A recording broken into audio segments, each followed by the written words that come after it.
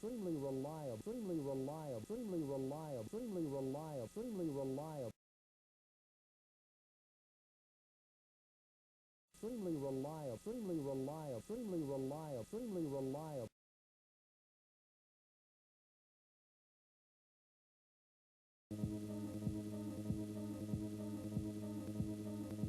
Whether the generator is driven by a steam turbine, gas turbine, or even a water turbine, it is an extremely reliable piece of equipment which continues to produce electricity while demanding very little attention from the operator.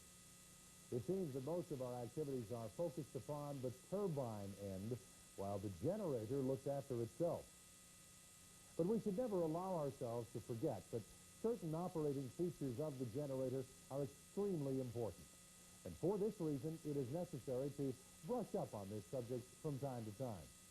The purpose of the generator is to receive the rotating mechanical energy which is produced in the turbine and convert this into usable electricity at a specified terminal voltage.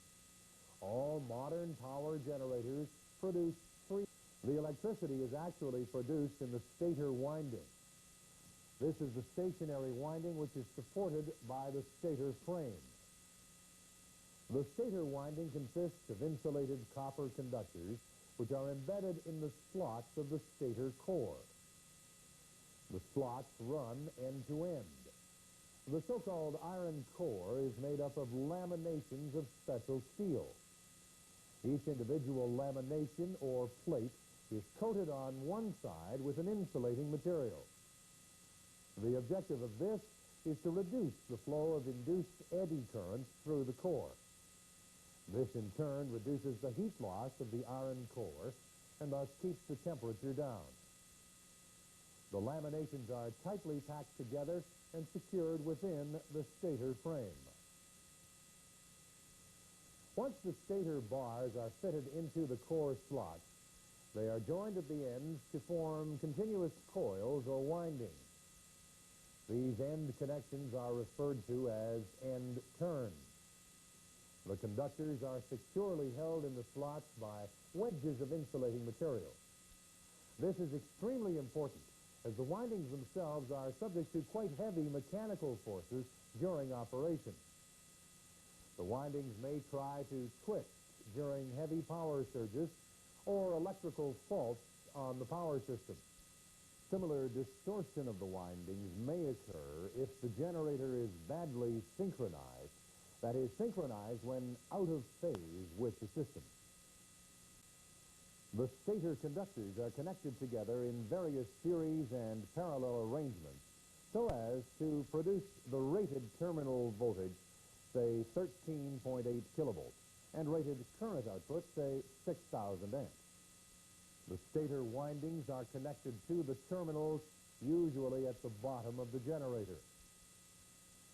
Outgoing conductors will be connected at these terminals in order to carry power to a bus or power transformer, and perhaps an auxiliary transformer.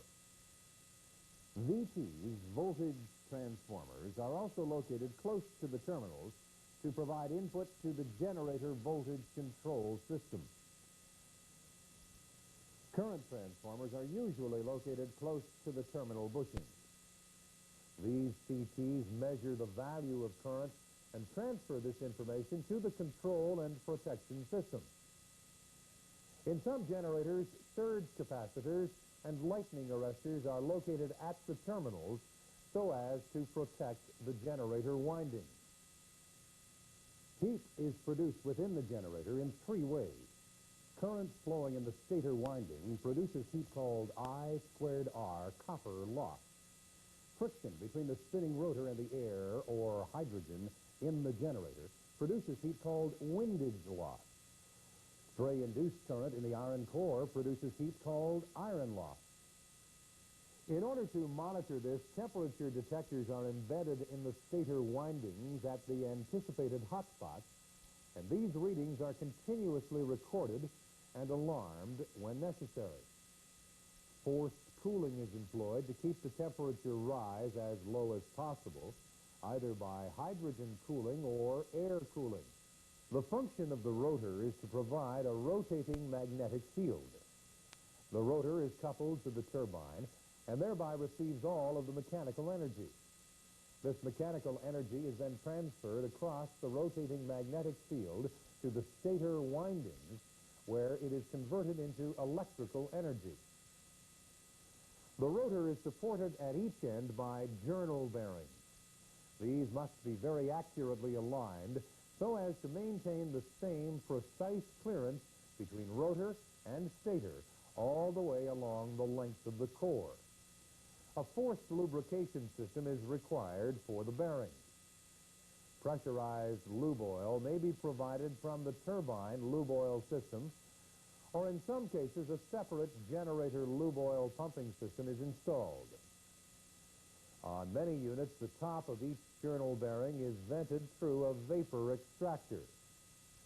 This creates a slight vacuum inside the bearing and so prevents any oil vapor from accumulating inside the generator housing. In actual fact, the magnetic field is created by a rotor winding.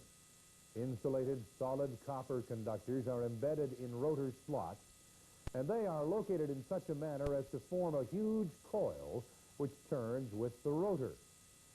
DC current is passed through the rotor winding in order to produce a magnetic field with a north and south pole. A common arrangement is to provide DC from a rectifier located in a nearby panel. This is known as static excitation.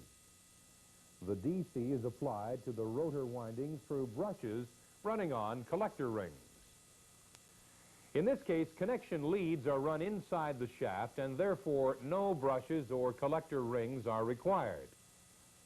The magnitude of DC current and voltage applied to the rotor windings is quite low, say 600 amps at 250 volts.